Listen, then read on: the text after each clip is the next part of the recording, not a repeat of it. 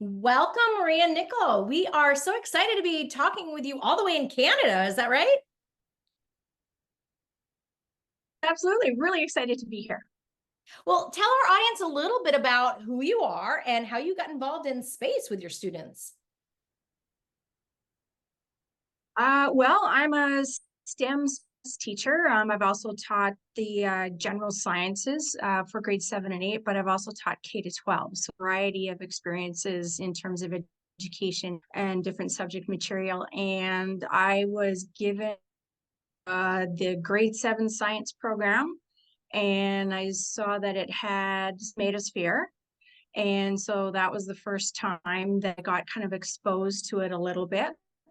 And they assigned me grade 5 and 6, and they had space a section in their curriculum. And then I was looking for unique ideas and experiences for the because I didn't see a lot of things that might get the kids really hooked. And so that kind of started my space journey. Remind our listeners what Tomatosphere is. Not everybody will know. Right. So Tomatosphere was created by Dr. Robert Thirsk. He is an astronaut. So he created them where they would take up about 600,000 seeds to the International Space Station, have them exposed to like Martian-like environment, different space conditions, and then the seeds back down, they'd get packaged up. You would as a school, and then you would get two packages of seeds, different letter on it.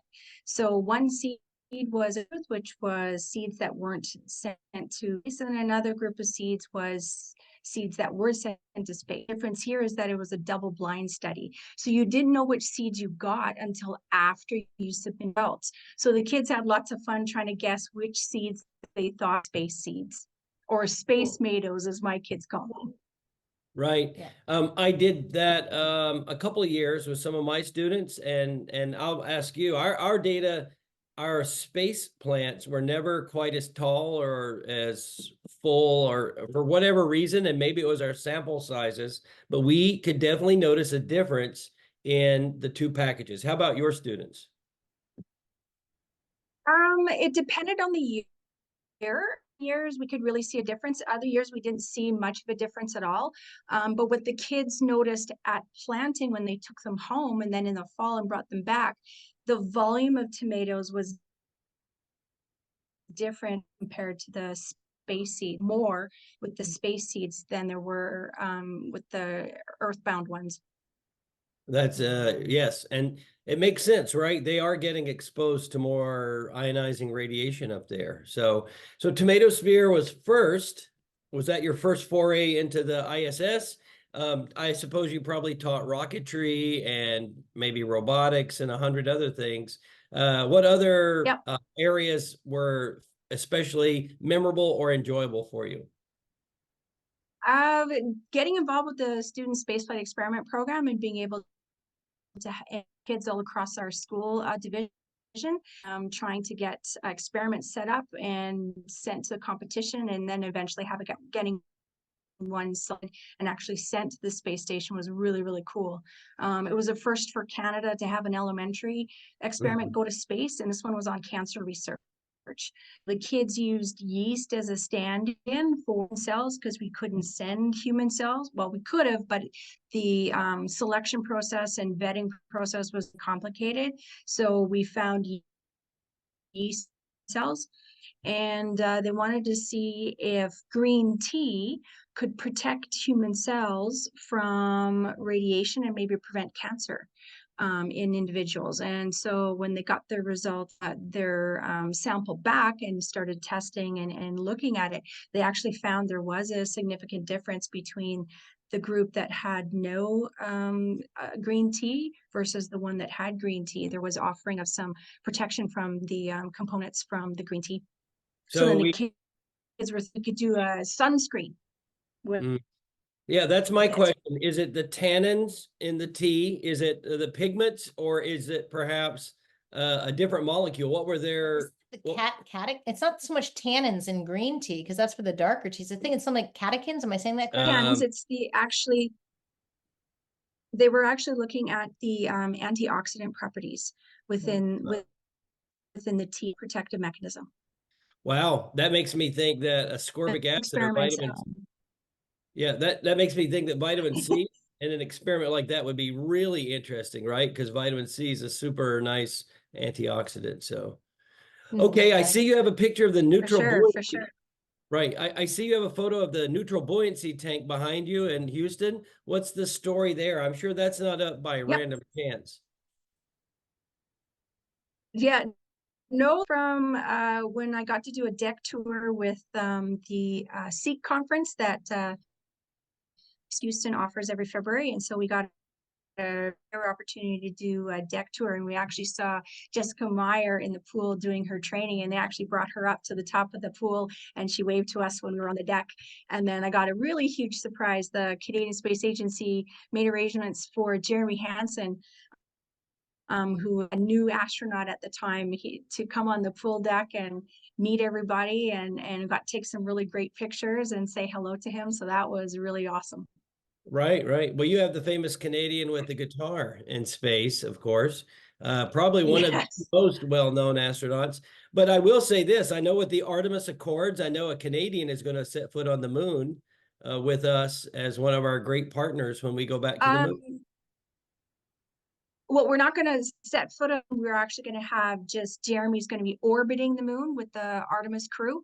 My understanding is that the American astronauts will be landing on the moon after that, but we Oh, will be having a Canadian like the presence first on stage. Gateway. right, Yeah, so for the right. first stage, yeah, but we will Yeah, have a presence on Gateway. Canadian astronaut will be a regular participant on Gateway. yeah. I think it's only a matter of time as we go back to the moon to stay and colonize that being like our strongest, one of our absolute strongest allies. In fact, you built a couple of Canadarms or whatever you call them for the shuttle. Yep. It's just a matter of time before you have a Canadian running around on the moon. I hope so. It'll be really, I think, inspiring and just motivating for Canadian kids to, reach for the stars, dream big. And it would just be phenomenal to have a Canadian on the moon. Well, since we're talking about kids, I know we kind of spoke before we started recording, but tell us a little bit about the Canadian school system, and maybe like, is everybody teaching about space, or is it something that's just a passion of yours, or how does a student pursue something like a love of aerospace? I think it depends on the teacher and their level of comfort for space, because sometimes it can be really complicated and a little bit intimidating.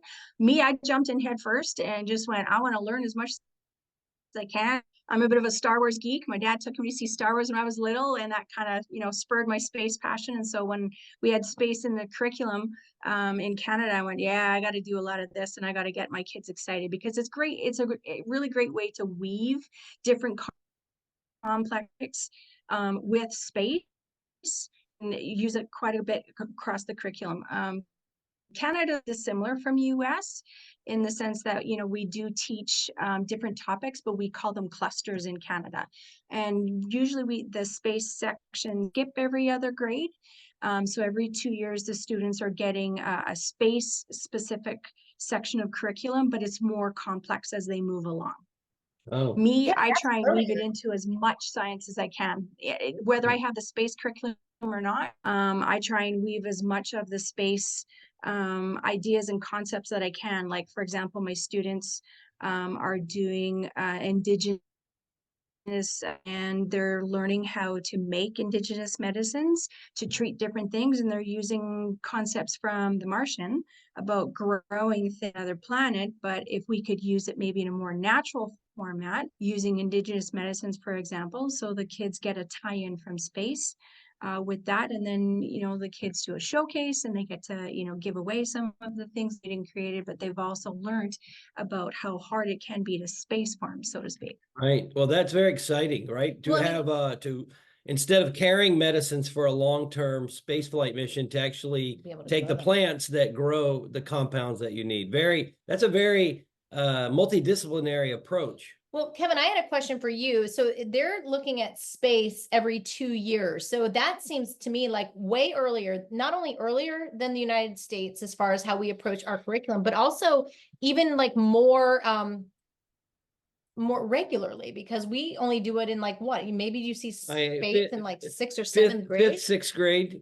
Fifth, sixth grade is a sort of a space science, sort of a astronomy and maybe a little rocketry. It's a little physical science. See, we're doing it wrong. But I like Canada's idea. Let's bring it in regularly so that they're continuing. And I agree with you that it really does depend on the teacher's passion and the teacher's freedom, right? What are they allowed to do? What are they really excited about? I just want to do a shout out to two of the greatest Canadian actors that you've given us, Ryan Reynolds and Bill Shatner. I noticed you mentioned Star Wars, so I thought Bill Shatner. Come on. Yep. Yeah, my dad was a fan of Star Trek too. So yes, I know Mr. Shatner and his contributions quite a bit. He's a great, great actor. Yes. Great Canadian. So, Oh my gosh. So tell us about, you worked on a component for a CubeSat. Is that correct? I want to make sure I heard that correct. Correct. You worked on some hardware. Could you tell us a little bit about that? And just as a preface, I don't know if you've read any about us, but we actually were the first middle school in the US to design, build, test, and fly a CubeSat. So we have 2 on orbit, and we're building our 4th. Our 3rd mission launches in June. So that's what our happy place is, CubeSats. It's fantastic. Yeah. Here we don't have in our school system. This happened to be kind of a bit of a, I'm going to call this an anomaly. I got a call engineer who I worked with our SSEP program. He's now working at the University of Manitoba in the Faculty of Engineering. And he called me up and said, hey, you know, we're applying for the a spot for the Canadian Space Agency CubeSat program. Would you be interested in helping us write a proposal? And I'm like, cool, absolutely. Little did I know how big this would be, quite extensive in what they have in the program for the CSA. So talked about some ideas, and engineers thought the kids could design an instrument that would help with the actual payload study. So they created something called a gnomon, which is like a sundial, and they designed, built, and tested it using different they machined it, and we had it put on a sample plate of about 24 different samples that were all different organic and inorganic materials. Like they had samples from asteroids, they had samples from the moon pressed on there, and they were pressed into little circular discs through a process that was done in France. And so wanted to see how weathering would occur on these particular sample plates. And so they used the gnomon as a guide for the amount of radiation that would occur on each of the samples. So it was a pretty big undertaking for the kids. They were really part of it. It was a long process. Supposed to have been done within 3 years, COVID. And so it was extended for about 6 years in total. It's launched last June, chance to see the launch, which was amazing. I'd never seen a launch before. And July, it was by the Canada arm, and it's up right now. So was it mounted on the side of the ISS, or was it deployed like free flying? What type of is it something that will be returned to the students eventually, or to the university? No, so it's designed to burn up in Earth's atmosphere. So they have the computer system to turn it in towards the Earth's atmosphere. It'll burn up, and so there won't be anything left of it. They didn't want to have anything floating, and so they were trying to be a little more environmental. So this was done by the majority of the university students engineering program, along with singing and helping out. We also created a K-12 educational outreach book, a mission patch. It was a lot of fun. Fantastic. Sounds like a lot of this same ideas that group does too. That's the idea, right? And it sounds like the university, excuse me, folks, were smart enough to say, here's a teacher who does really good, authentic aerospace, and you become what we call in the US broader impacts for the university, because your reach will touch so many more students. So that makes you a valuable teammate sometimes with universities, especially. They don't know how to deal with the little kids, right? So they need somebody to deal with the young people. Do you I would say also, that these engineers were actually really, really good. Mhm. do you experience the ageism the way I know Kevin mentions a lot, like when they did get selected, they couldn't even take the kids who had been selected by NASA to even go into the green room or into the It was clean room rather. It was the vibe building, the Right. So vibration testing. because they were too young. So you must run into that problem too. Actually, Magellan Aerospace in Winnipeg built a clean room. And so we were able to take the kids in and they got to see the vibration table that they were testing on in there. So it might have been also because with NASA are completely different than what, let's say, a conglomerate corporation like Magellan would be able to do. But I know that there was some things that the kids had to go through and special paperwork and all that kind of stuff to go through. But the kids got to see the vibration table, the clean room, and experience, how you get clean before putting on the little bracelet so that you don't zap, so that it Anti-static. wrecks Yeah. everything. Is it called a bunny Yeah. suit? Well, she's talking about the anti-static Bunny suit. wristbands. Yeah, so that you get Addict, grounded out. You don't want to burn up wristband. high-end expensive electronics. So this is great. So what is No, and then they see it put into a case, and then that case was shipped to the Canadian Space Agency. It was then shipped in a different case, and then onto nanoracks, and then You used nanoracks. yeah, we use two integrators. We used Spaceflight the first time, and then because we won rides through NASA, so they gave us support, and Nanorex was our second integrator. And that case was probably a Pelican case, the classic Pelican case that you put your hardware in when you gently carried on the commercial airlines to go wherever you're going to hand it off. I think that's just you, Kevin. I've but, never seen anybody else with that case. No, Pelican cases are really cool. it looked like a really long metal box. Yeah. Oh, you're talking about the deployer, right? Putting in the deployer. In a deployer with flaps, and then Yeah. So, well, what is the thing on the horizon that you're working on now, or what do you got your sights set on that you're saying this is my next big project?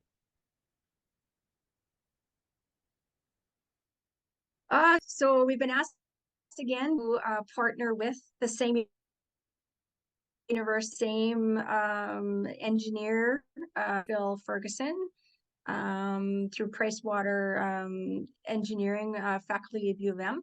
And the kids are going to help build and design some sensors for this next satellite. And there's a group of students from up north near Thompson that are going to be designing another instrument for the same satellite. And so they're partnering the Indigenous community up north. And we're going to look at ice flow pattern in the north and to see how climate change is affecting those ice patterns. Wow, that's outstanding. How now you've taught for you're an experienced teacher, but how many more years do you see yourself working at, how long? About 27 years. I still love it. Until I don't love it, I'm still gonna. So I mean, that could be another 5, another 10 years. Until I don't like it anymore and I want to move on to something else, I keep doing it. Well, one of the things I'm looking at as I'm kind of going back through your bio a little bit here as well as we're talking is you mentioned the Royal Aviation Museum. And is that in addition to what you're doing as a teacher at the STEM innovation program there? So tell me a little bit about that. So you have like a side gig on top of teaching? Yeah, I got a side gig. I got headhunted by an engineer from Magellan who passed my name along to the new museum that was opening up. Well, not new. It was the old building was condemned and they built a brand new facility. And so part of their mandate was do STEM education. So I got headhunted, met with Terry Slobodian, who's the CEO of the museum, and we chatted. And he said, "We need to hire you. We need a STEM, and we've heard a lot about you, and we want you to develop our program." So I got to work right away, worked, on weekends and summer and a little bit here and there during the week, and came up with a program for them. And we're into our second year and hit about 8,900 students so far. So it's going really, really well. The museum won Science Association of Manitoba group STEM Innovation Award for their work in STEM education and the new program. So I was pretty happy about recognized along with my other teammates that run the programs for me at the museum. We're really trying hard to be innovators at this museum, but also combine flight and space and really get kids excited about hands-on learning. Well, that's what I was wondering. So I'm thinking, it sounds like if you're developing a program there, it could be one where, like, when I go to the museum, sometimes they bring exhibits around, or they also sometimes do camps or programs. So are we looking at weekly programs after school, or summer camps, or all of the above? So these particular programs are aimed for school-age children. So the schools sign up for the program, the flyers are sent out to the schools, and it's all up for a class. So it really depends on what the teacher is looking at in terms of their curriculum and where it might fit. And so they'll sign up for a class and bring their class down. They'll do the hands-on activity, and then they go for a tour of the museum. Got it. It sounds to me like the Challenger Learning Center. Right. So like how the teachers will sign up, take them there for an activity. Right, like an experience. In your role at the museum, do you have an opportunity to interject some aerospace, or is it more natural science? Well, as you were just saying, some of the aviation stuff. Yeah, no, I'll look quite a bit of the stuff that I've introduced there.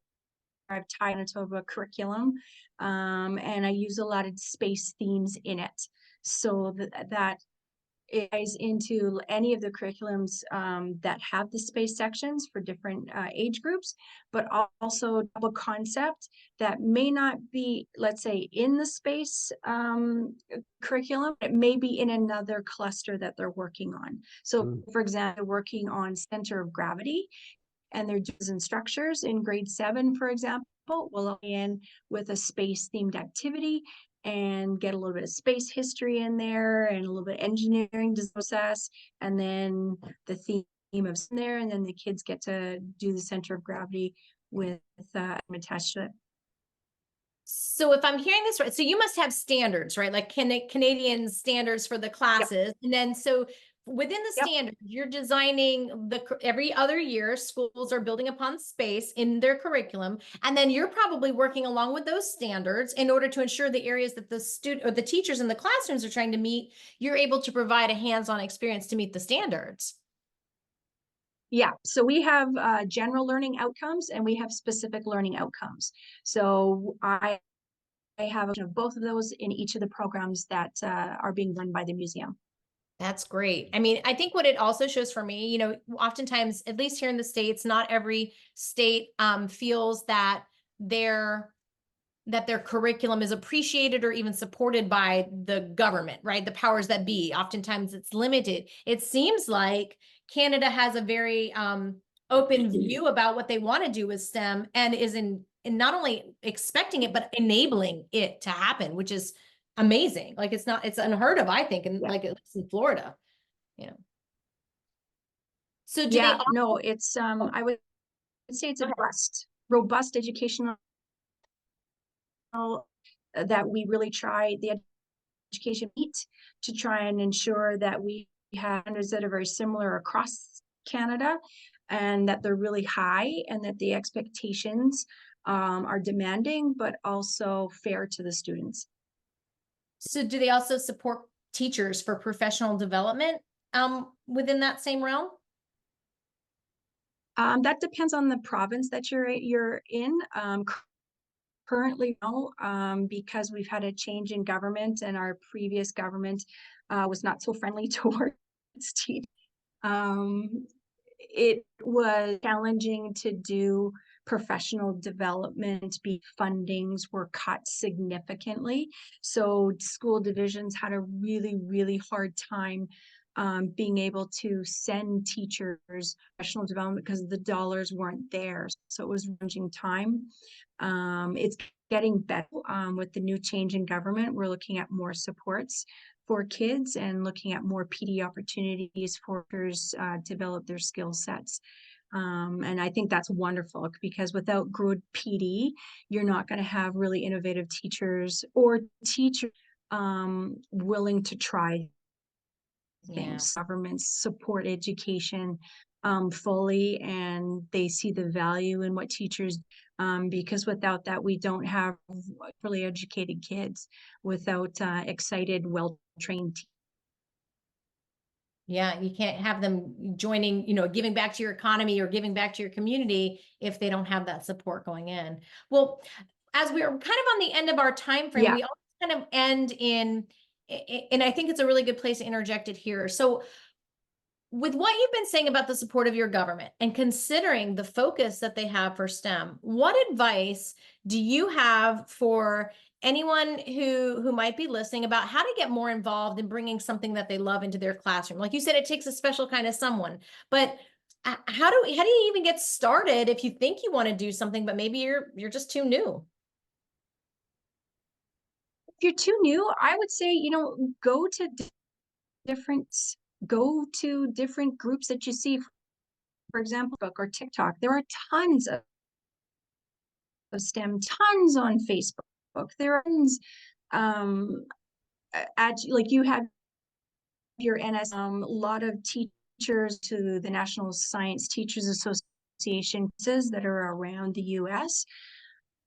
See if you can find a teacher in your building that's gone and say, hey, look, I don't know this particular topic really well. Have you gone to a conference like NSTA, and do you have anything? It's all about sharing and give each other. Like me, I am giving all kinds of stuff to teachers. If they ask me, I will, here's my binder. This is what I use. Try what you like. I'll sit with them after school. I will sit them at lunchtime. I will meet them before school. So it depends on whether the teacher is willing to try and help that other teacher. And a lot of teachers have to do that a lot more, because our new teachers need help. Like I was in that situation when I first started. I had some great mentors and some great teachers in my build to help me out. So the older teachers really have to step up, have to try and help out the new teachers so that, they can develop into great teachers. It's a team effort. It's not just one single person. It's a team effort. Yeah, we need like really good, I don't know about Canada, but the mentor programs that we have for our teachers in America are not fantastic. And we have such a high turnover rate because so many teachers do start and they don't feel like they know enough, and not everybody is as welcoming as you obviously are. So no, I think that's true here too. Everybody, you need to be willing to speak up, and then people need to be willing to step in and help. So it's like a two-way street. And there needs to be a bit of a culture change, within education. There's been too much of, well, I don't want to share my stuff because I made it, it's mine. That doesn't help anybody. Like you need to share, you need to give, you need to be kind, you need to be empathetic, because that's what teachers want to stay and last. If you have a teacher that is, that kindness means everything. And if you're kind with your colleagues and not kind with, you're not going to want to stick around. So it needs to be a bit of a culture change, and there needs to be the support from administrators to buy into that culture change. You need to support, and you need to find the right, because without those, administrators that are really great, your staffs will fall apart. Yeah, having the supportive administrator, I think, has been both hit and miss, right, Kevin? Even with what you're doing, you start off with one, you have one, and then if they change, sometimes they leave and you get somebody new. It's like trying to start over again. Yeah, the whole programs get lost. I've never found a school that would totally buy in to the extent I wanted to do with the aerospace, right? It's hard to find a school that's that sold out. It's intimidating to people in general, so they don't get how you can bring it down to the students. But well, yes, and thank you for that wonderful parting thoughts. I have a whole list of things I'm going to ask you once we conclude our interview, but I want to take a moment to really thank you, Maria, for spending time with us. I think that I think there's so many opportunities where we might collaborate in a way that it's a real win for our students. So I'm looking forward to corresponding with you and hopefully working on some projects together down the road. So thank you. Thanks for sharing some of your time with us today. Sure. Well, thank you so much. This was great.